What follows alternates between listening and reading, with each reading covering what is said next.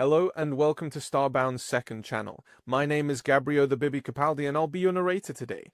But before we get into today's story, please do check down below that you are subscribed to the channel. It's 100% free and helps us pop up on your feed a bit more often. The escape pod shuddered violently as it punched through the amber atmosphere of the unknown planet. Inside the cramped metallic chamber, three very different beings huddled together in darkness. The only illumination coming from emergency indicator lights. All power had been redirected to survival systems, leaving exposed wiring hanging precariously from the ceiling above the three differently shaped crash seats arranged in a triangle formation. Crimix gripped the armrests with his upper limbs. His 8 eyes narrowed to slits as he hunched. Spider-inspired form tensed beneath his malted grey-brown exoskeleton. The scorched cylindrical craft gave another violent jolt, and then impact. Short, painful, but thankfully not fatal. Silence descended for a moment before Miser's trembling voice broke it. "A Deathworld?" she whispered, her cyan eyes wide with terror in her violet face. "Of all the places in this galaxy, we had to crash on a Deathworld?" Crimix's nasal openings flared, detecting the sudden change in the air. He turned his head toward Miser, his commissary opening and closing in irritation despite his own fear. "Would you mind keeping your stinky fear pheromones to yourself?" he complained. "I don't know how mammalians survive when your bodies broadcast every feeling by expelling some weird smell." She was a tall, lithe figure standing just over 6 feet, her deep violet furred skin smooth with a subtle sheen. Her wild, humanoid face was framed by thick strands of gravity-defying brown hair that cascaded down to her waist. Large, almond-shaped cyan eyes dominated her features, their vertical pupils dramatically dilated in the dim light. "It's called being social. Makes all the difference when we have friends and don't die alone in the winter like you insects," she added in a low voice, barely audible. "That is, when you're not an outcast like me." From the third seat, Gothar's translucent azure form rippled as he gathered himself into a more humanoid shape. The 2 drooping antennae atop his dome-shaped head secreted illuminescent fluid that dripped back into his body.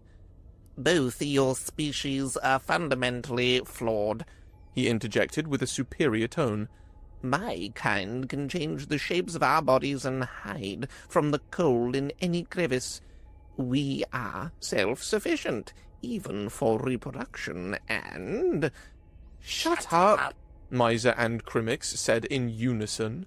"We don't need to hear about the Slimerian superiority right now," Crimix added, his exoskeleton clicking as he shifted in his seat. "We've crashed on a Deathworld," Miser reinforced, her gaze moving between her 2 friends. "A little focus might serve us well." Their bickering was interrupted by sounds emanating from outside, deep bellowing roars interspersed with high-pitched screeches that sent shivers through all 3 of them. Crimix was the first to recover. "I think we should take a look outside." Gothar's form shifted in what appeared to be agreement, and Miser nodded, her cyan eyes still wide. The 3 aliens cautiously approached the bulbous viewport, inching their heads towards it in unison. The world that greeted them was teeming with alien wildlife, frightening wildlife. The dusty amber atmosphere framed a yellow moon visible even in daylight. Dense jungle surrounded them, composed of towering green-black vegetation with thorny protrusions. The ground was covered in thick reddish moss that seemed ominously alive. Winged creatures with multiple eyes circled in the upper canopy. Massive anthropod-like beasts with glowing appendages bulldozed through the underbrush. Swarms of tiny bioluminescent flying creatures periodically vanished into the maws of larger life forms. Crimix took initiative again. "Miser, check the database. See if there's any information about this world," he cursed under his breath. "Those pirates destroying our ship. Why us out of everyone they could target?" While Miser moved to the ship's damaged console, Gothar's antenna lowered as he turned to Crimix. "Are you mentally ill because of this stress?" he asked with characteristic bluntness. Crimix's commissary clicked rapidly. I'm fine. You have weird ways of asking things, Gothar. Before Gothar could respond, Miser spoke with unexpected excitement. I know where we are! Both aliens turned to her immediately. We're on a Deathworld registered in the Federation, she explained, her fingers dancing over the console. It's a human-owned colony. Humans? Crimix's 8 eyes blinked in sequence. Those mammalian Deathworlders? Miser's relatives, Gothar added, uncharacteristically engaged in the banter. Hardly, Miser sniffed, her vertical pupils dilating slightly. Humans may be mammalians, but they're the only Deathworld mammalians. I doubt those brutes have anything to do with my peaceful and cooperative kind. There is nothing peaceful and cooperative about you, Crimix pointed out. Miser pouted, the small white dots covering her skin becoming more pronounced around her neck. At least my species' defining trait is caring for our young, unlike your kind who abandon all eggs to their own luck. She switched topics abruptly. I wouldn't be surprised if humans ate their young alive, given how brutal the Federation considers them. For the first time since the crash, all 3 aliens found themselves in agreement. But despite this newfound consensus, they still faced a formidable problem. The planet is too far for our FTL communication to reach either the Federation or our own species, Crimix said after verifying their supplies. And we have no water or food. Not surprising, Gothar observed, his form rippling thoughtfully. This escape pod isn't meant for extended survival. All space is reserved for occupants to quickly flee from dangerous situations and quickly be rescued. They fell into silence as they contemplated their predicament. We should contact the humans, Crimix finally suggested, with Gothar bobbing in agreement. Absolutely not! Miser's vehemence surprised them both. We're better off going outside. We can try to get food and water while broadcasting a distress signal to space. Eventually, a kind ship will rescue us. After some debate, Miser's plan won out. They decided to venture outside together, the hydraulic side hatch of the pod hissing open to admit them to their new environment. The air outside was thick with humidity and carried strange scents. They moved cautiously from one peculiar tree to another. The bark seemed to shift colors when touched, with sap that stuck to the skin. The ground squished beneath their feet, releasing clouds of spores with each step, making them increasingly nervous. They made progress slowly, but eventually they got away from the spores and quickly found a river with an unusual green tint. Small floating organisms darted away from their shadows as they approached. Gothar, ever the curious one, extended a pseudopod to touch the water. The moment he did, a giant serpentine creature emerged from the depths. The massive beast had armored scales and multiple rows of protective skin. It reared up, displaying a folding frill of sharp, bony protrusions. The 3 friends froze in place as the creature stared down at them. Together, they saw their end approaching. Then, suddenly, a bipedal being emerged from the woods, a being with hair on its head just like Miser. Without hesitation, the newcomer positioned himself between them and the serpent. Saying nothing, he threw a dead animal from his back towards the creature, which immediately retreated into the water with its prize. "Human!" Miser whispered fearfully, her eyes fixed on the bipedal figure. The human simply nodded. "Why didn't you call for help when you crashed here?" he asked. "This planet is dangerous for newcomers." As he stepped closer, his features became clearer. Tall, with weathered skin covered in protective gear made from local materials, eyes alert and constantly scanning, and a weapon slung across his back. The 3 of them exchanged glances, realizing their situation had just become considerably more complicated. For a moment, Crimix and Gothar found themselves temporarily overcoming their fear after the humans' unexpected rescue, and the reason for that was nothing but Mysa herself. They exchanged a quick glance, both noticing something strange about her at the same time. Her eyes were fixed on the human, seemingly enchanted by his presence. Gothar's antennae moved subtly, sensing something unusual in the air with an antenna. Simultaneously, Crimix's nasal openings flared, detecting an unfamiliar scent. "What pheromones are those?" Crimix whispered, his voice low enough for only Gothar to hear. "Fear and something else," Gothar responded simply, his gelatinous form rippling with uncertainty. Mysa suddenly turned toward them with a stern gaze that Crimix immediately recognized, a look meant to shut them up. Her violet skin seemed to darken slightly, and Crimix could tell she was deadly serious about their silence. She turned back to the human, her posture tense but her voice steady. "What will you do with us?" Her hands trembled slightly, but her gaze remained unwavering. Crimix and Gothar momentarily forgot her mysterious behavior and joined her side, reinforcing her question without saying a word. Crimix's 8 eyes narrowed slightly, his chelicerae partially open in anxiety. The human scratched his head, rough fingers running through short brown hair. His clothing was practical, reinforced synthetic fabric with multiple pockets and tool attachments. A communication device hung from his belt, alongside what appeared to be a smaller weapon than the one on his back. "I saw your ship falling as I was hunting my dinner," he stated matter-of-factly. "I know my species has a bad reputation in the galaxy, but all I plan to do is offer you shelter, food, and communication." Before they could respond, he continued, "I'd love to offer a ship and repairs, but our community here is small. We don't have much and rely on merchants for many resources." The 3 friends exchanged meaningful looks. Crimix realized they were all noticing the same thing about the human. He wasn't acting violent at all.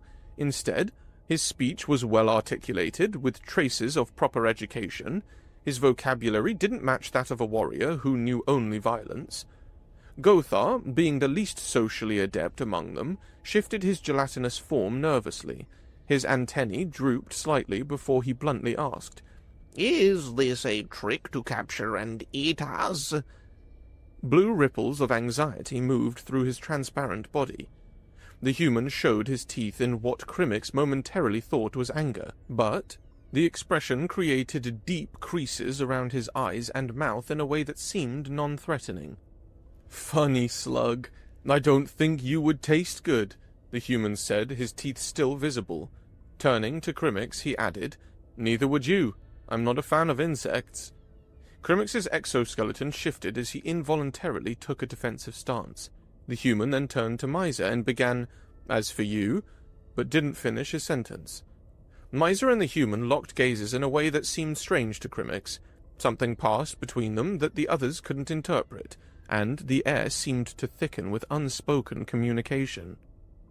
The human shook his head as if clearing it. "Well, how about going to my place? I'll prepare dinner for everyone. Crash landing in this place must be a terrible experience." His tone shifted to something more gentle and hospitable as he gestured towards a path leading through the thick underbrush, lined with glowing markers.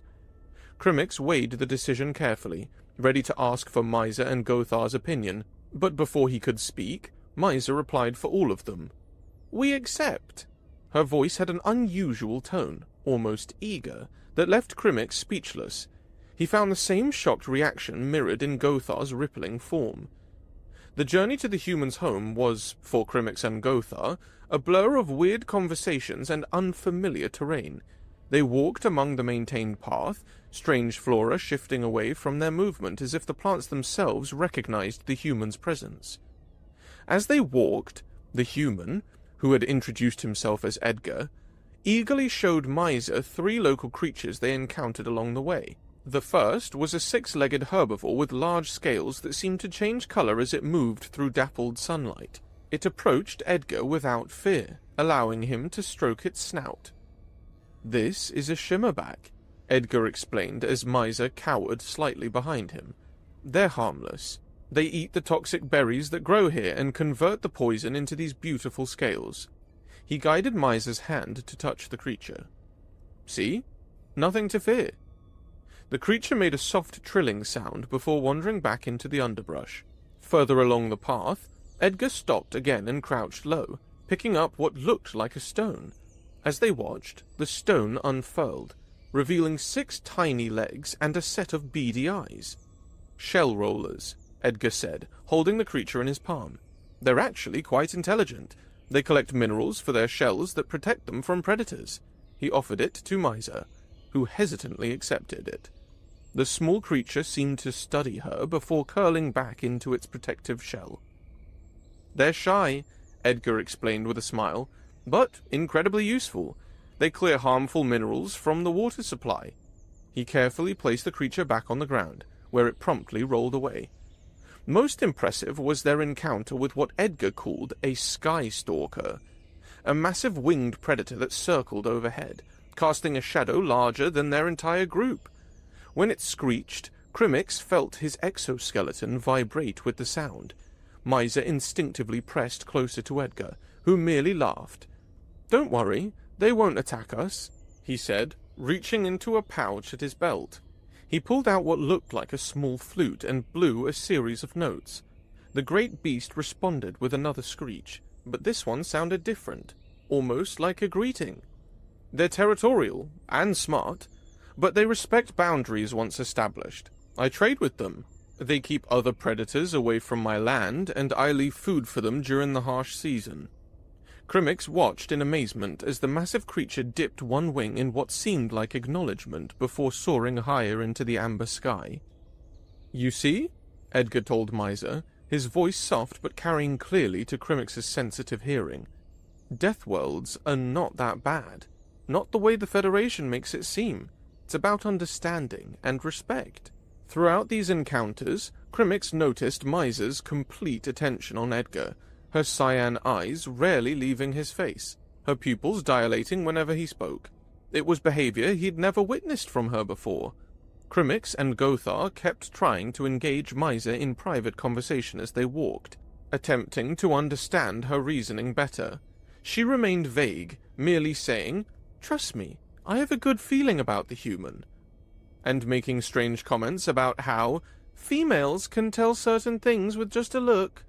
Her normally wild hair seemed to move with more animation than usual, and there was a glow to her violet skin that Crimix found puzzling. Of course, Crimix didn't take her word for it. He remained defensive, exchanging cautious glances with Gothar as they passed through increasingly managed territory. The vegetation appeared cultivated, with small automated devices monitoring the environment. Eventually, they reached the doorstep of a wooden house in a clearing, built with local timber that had a curious purple-black hue and stood 2 stories tall. When Edgar opened the door and invited them inside, Crimix and Gothar instinctively took defensive stances around Miser. They both silently agreed that she wasn't exactly acting like herself. Something was ever so slightly off about her behavior. Her normal bickering with Crimix had completely ceased, for one thing. Edgar noticed their reluctance, his eyes narrowing slightly as he observed their protective formation. A look of embarrassment suddenly crossed his features. "I just realized I haven't properly introduced myself," he said, shaking his head. "I'm Edgar, and you 3 are Crimix, Miser, and Gothar, right? My translator picked up your names earlier." His posture deliberately shifted, shoulders relaxing, hands open at his sides, a universal sign of non-aggression. The trio hesitated for a moment. Crimix felt his doubts and fears subsiding slightly. Edgar's straightforward manner seemed genuine. Before he realized it, he and the others had voluntarily stepped inside the dwelling of the Deathworlder, and the door had already closed behind them with a soft click. The interior was more cozy than threatening. The living area featured handcrafted furniture built to accommodate a human, and the walls were adorned with paintings showing different Federation worlds. Warm lighting created an impressive contrast to the alien wilderness outside. "This looks better than I thought," Crimix told Gothar in a low voice, his mandibles relaxing slightly. Perhaps Deathworlders are not that bad. Gothar replied, his form settling into a more stable shape. Edgar mentioned he was going to the kitchen to prepare something. Make yourselves comfortable. I know it's been a rough day for all of you. He paused at the doorway. Any dietary restrictions beyond the obvious species differences? They all shook their heads, and the human nodded understanding before disappearing through a doorway. Time passed as they waited in the living room. Crimix's earlier tension had diminished considerably. He ran one of his arms along the surprisingly clean furniture, appreciating the craftsmanship. Perhaps that good feeling Miser told us about wasn't wrong, he said. Maybe we have found our way out of this peril. Miser looked smug, her violet skin almost glowing with satisfaction. You both owe me a favor, she declared, her cyan eyes glinting with triumph, a slight smile playing on her lips. Both Crimix and Gothar reluctantly agreed, though Gothar's antennae remained stiff with lingering caution. When Edgar returned, he carried a different plate for each of them. For Crimix, a mixture of fermented plant matter and synthesized proteins arranged in intricate patterns. For Gothar, a bowl of nutrient-rich mineral suspension with electrical stimulation. And for Miser, a colorful assortment of fruits and cooked meat that looked remarkably similar to Edgar's own plate, though hers was arranged with more care. I did my best with what I know of your species, Edgar explained. I keep supplies for various visitors to make trades with the merchants easier. The trio, now less distrusting, thanked him and began to eat. Crimix worked his mouth parts delicately to process the perfectly prepared meal, thinking that a being who could easily overpower them wouldn't bother poisoning their food. Gothar absorbed his nutrients gradually, his body changing colors slightly with satisfaction. Miser ate with unusual enthusiasm, occasionally glancing at Edgar. As the meal progressed, Miser's curiosity seemed to grow. Her wildly cascading hair moved with interest as she leaned slightly forward. "What were you doing on this planet before we arrived?" she asked, her cyan eyes fixed intently on Edgar's face. Edgar paused, taking a moment to consider his words. "That's a long story." He dodged her question, then shot back a question of his own. "What were you doing when you crashed here? Why are you traveling with these two?" His tone was casual, but his eyes remained attentive to their reactions. "They're my friends," Miser explained simply, clearly bothered by having her question ignored. "Basically family. Since I was expelled from my clan, I took a job in the Federation administration afterward, and we all decided to take a vacation together before the pirates ruined it." Her hands gestured animatedly as she spoke of their shared past. Crimix and Gothar joined the conversation, each adding pieces of information about their unusual friendship. Crimix described how they met during an interspecies diplomatic conference, while Gothar explained how they started working together on joint projects. They shared stories of overcoming initial prejudices about each other's species, the atmosphere becoming more relaxed, almost friendly. With his food half consumed, Crimix finally asked the question that had been bothering him since their first encounter with Edgar. Why does your species have such a bad reputation? And why are you so different from what we expected? His 8 eyes focused intently on the human, watching for any signs of deception or discomfort. Edgar's expression became more serious as he considered his answer, the warm lighting of the room casting shadows across his weathered features. Edgar leaned back in his chair, fingers interlaced before him as he considered Crimix's question about humanity's reputation. The wooden furniture creaked slightly under his weight, the sound amplified in the momentary silence. Humanity joined the Federation during a time of war, he finally explained, his voice measured and calm. The way we fought, it scared the other species. His expression became earnest, eyes focused on conveying sincerity. We're doing our best to correct this impression. We've already made a few allies among Federation species. He pointed specifically at Miser and added, "Not to a species similar to us, though." His gesture was casual, but his eyes lingered on Miser's face. The lighting in the room had shifted as night fell outside, casting long shadows across the floor as if waiting for her reply. Crimmix noticed Miser seemed to understand something from the exchange that completely eluded him. Her cyan eyes narrowed slightly, and she leaned forward with a new intensity. "You haven't replied to my question yet," she pointed out. "What are you doing in this world?" Her posture shifted, leaning slightly toward Edgar. Her wild silver-white hair seemed to move with great animation, and her cyan eyes reflected the room's ambient lighting with unusual intensity.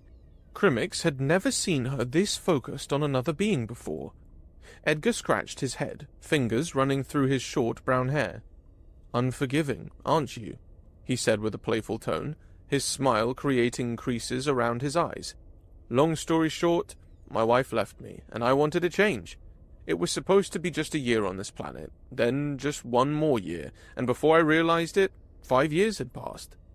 His expression shifted between wistful and amused as he spoke, gesturing to the room around them, indicating the life he'd built there.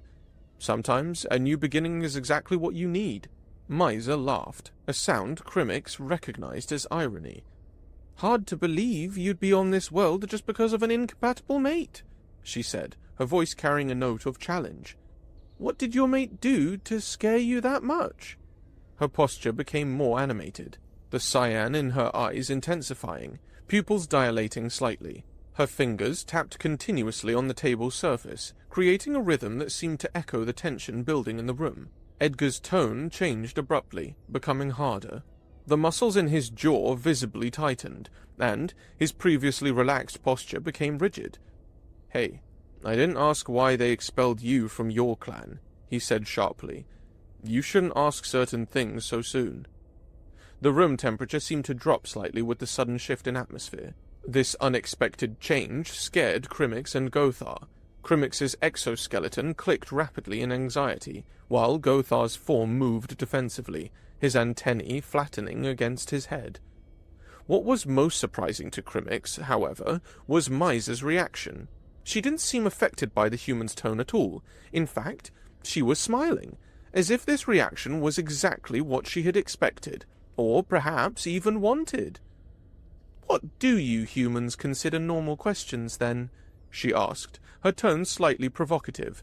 Her eyes remained fixed on Edgar's face without a trace of fear. To Crimmix's further surprise, Edgar returned to his normal demeanor remarkably quickly, his shoulders relaxed, face softening as he began explaining a bit about humanity. Weirdly, he brought up something called dating, a concept Crimmix couldn't associate with their current situation. "Humans typically get to know each other gradually," Edgar explained, his hands becoming animated as he spoke. "We share small details first, favorite foods, daily activities, interests. The deeper stuff, past relationships, family conflicts, personal failures, those come later." The tension in the room dissipated gradually as Edgar continued. "It's a bit like approaching one of the creatures outside. You don't make sudden movements or try to touch sensitive areas right away. You establish boundaries, show respect, then slowly build familiarity." Gothar touched Crimmix's arm with a gelatinous appendage, leaving a slight cool sensation on his exoskeleton. "Do you know why Miser and the human have forgotten us?" he whispered close to Crimmix's auditory openings. Only then did Crimmix fully notice what Gothar had already perceived. There was a weird back and forth happening between Miser and Edgar that was difficult to follow. Crimmix found himself completely weirded out by the exchange, realizing there were at least 2 additional layers in their communication beyond the words being spoken. The meaningful gazes and the new pheromones filling the air. His 8 eyes darted between the two, trying to decode their interaction. It was even more complex than initially apparent, with innuendos and verbal curveballs thrown by either side. It was as if they were engaged in some sort of verbal war that operated by rules Crimmix couldn't begin to comprehend. His kind just mated once a year, laid eggs, and that was it. Nothing like the weird verbal battle he was hearing. Edgar's body language shifted between open and guarded, while Miser's responses came with subtle changes in her voice that carried meanings beyond her words. Whatever Crimmix was watching was definitely a side of their friend they had never seen before. Hours passed as Crimmix and Gothar felt increasingly invisible. The windows showed the alien night falling completely, stars twinkling in the amber sky. Their fear increased every time Miser said something bordering on what they considered disrespect, only for normalcy to return minutes later. The pattern repeated in an exhausting cycle, with food and drinks occasionally refreshed but barely acknowledged. Humans value independence, Edgar was saying at one point, but we also form deep bonds. We're contradictory that way. Sounds efficient, Miser replied, leaning closer. Why not simply establish clear hierarchies and roles like most species? Because we can change, Edgar countered, mirroring her posture. Rigid systems break under pressure. Flexibility means survival. Miser's eyes glinted. Is that what happened with your mate? She changed and didn't want you anymore? The cycle continued, with moments of tension followed by unexpected returns to normalcy, leaving Crimmix and Gothar increasingly confused.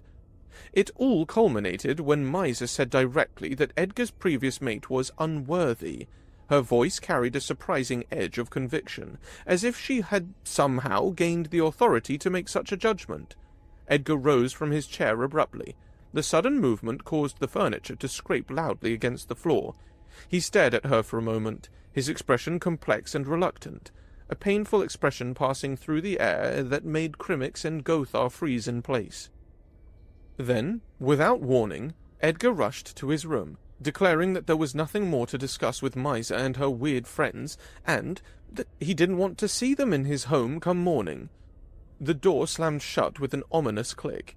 Crimmix nearly fainted in fear, his exoskeleton vibrating with anxiety, while Gothar's form collapsed slightly, losing cohesion momentarily. After the initial fear came anger, not at the human, who had been a respectful host until provoked, but at their friend, who had caused this unfortunate situation. I don't understand. What are you doing? Crimmix said to Miser, his voice rising with each word. His mandibles clicked rapidly in agitation. Are you trying to get us killed? Gothar's form rippled in obvious disapproval. Your behavior is incomprehensible and dangerous, he added, his antennae dropping in distress. Miser stared at the door where the human vanished for what felt like an eternity.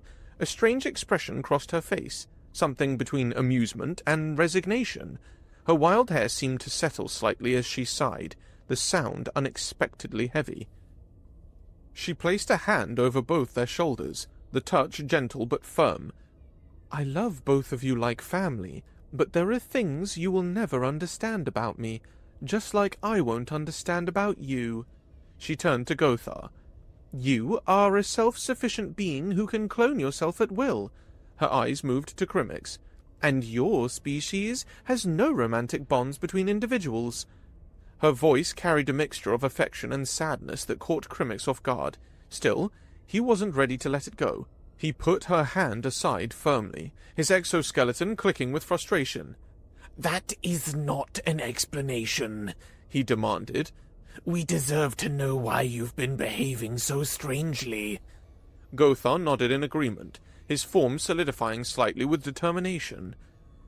There were things I thought I had lost forever when I was expelled from my clan, Miser finally explained, her voice softer now.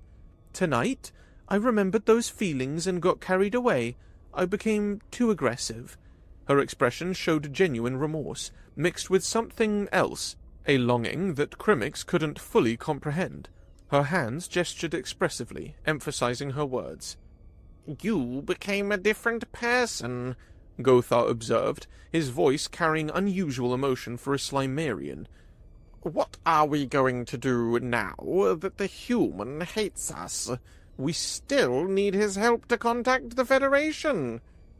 I can fix this easily, Miser replied with unwavering confidence. She reassured them that she would apologize, her certainty seeming strangely unshakable. A subtle smile played at the corners of her mouth, and her gaze held a knowing quality that further confused Crimmix. The human will never accept your apology, Crimmix pointed out, his 8 eyes narrowing with doubt. Miser only laughed, a sound that held secrets Crimmix couldn't decipher. "That's impossible," she said with absolute conviction.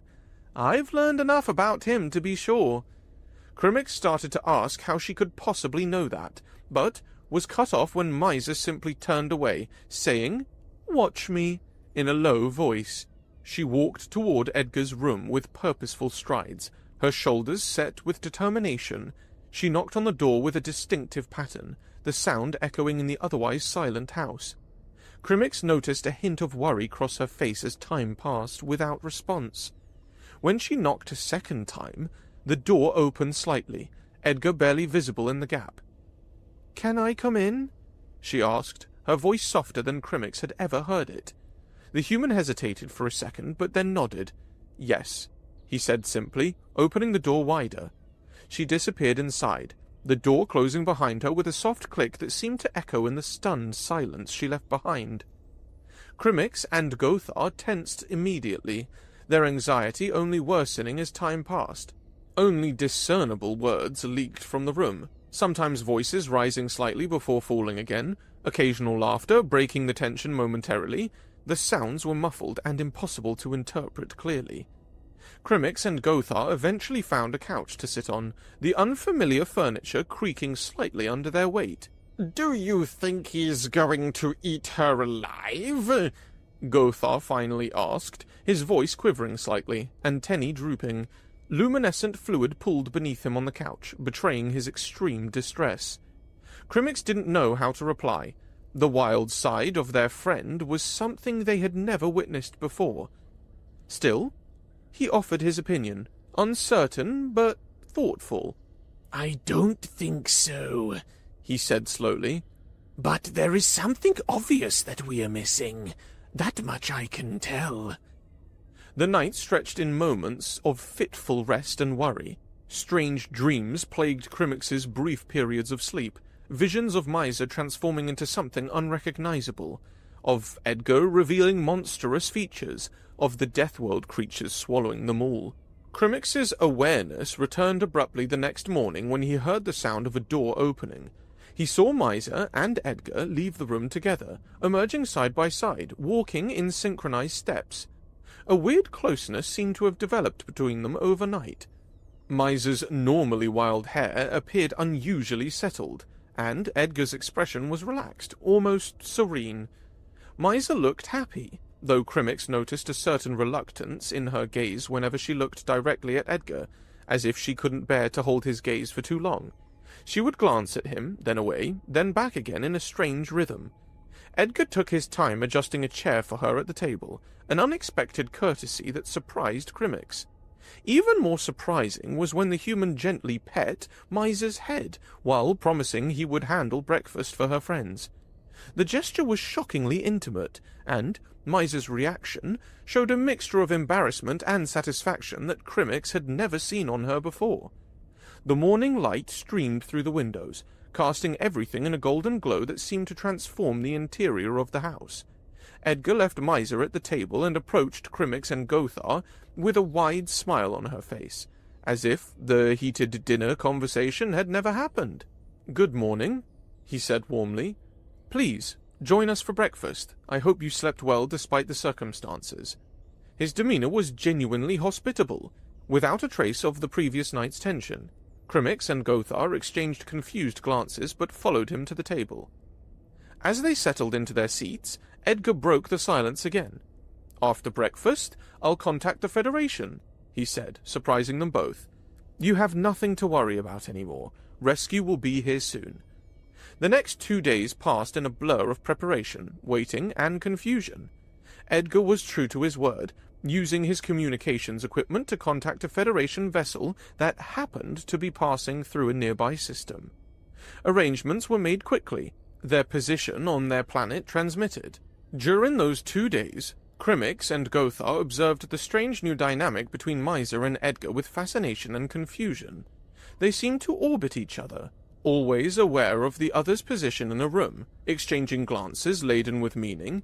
Sometimes they would disappear for hours, returning later with no explanation. When the Federation rescue ship finally arrived, Crimix and Gothar found themselves standing at the boarding ramp while Miser remained behind. "I'm staying," she told them simply. "Just for the rest of my vacation." "But," Crimix began, only to be cut off by her raised hand. "I'll be fine," she assured them, her cyan eyes bright with an emotion Crimix couldn't name. "I'll catch up with you both when I return." And so it was that Crimix and Gothar found themselves watching from a Federation rescue ship as they ascended, the wooden home growing smaller on the planet below. Miser waved at them from Edgar's side, the two figures standing close together on the clearing before the house. Both figures became indistinct as distance increased, eventually disappearing when the Federation ship reached the clouds. The viewport showed the transition from atmosphere to space, stars becoming visible as they left the planet behind. Crimix turned to Gothar, his exoskeleton shifting with uncertainty. "Do you have any idea what happened down there?" he asked, with genuine confusion in his voice. "Why did Miser decide to stay in this Deathworld for the rest of her vacation?" Gothar's form shifted uncertainty, his antennae drooping slightly. "The only thing I can think of is that perhaps all of that was some convoluted mammalian ritual of forgiveness for her disrespect the first night." Crimix considered this for a moment, then slowly shook his head. "I don't think that was the case," he said thoughtfully. "I believe mammalians have a skill to tame Deathworlder creatures. Edgar tamed the wildlife around him." He paused, the realization dawning on him. "And Miser tamed Edgar himself." His limbs shifted into a more relaxed configuration as understanding finally began to emerge.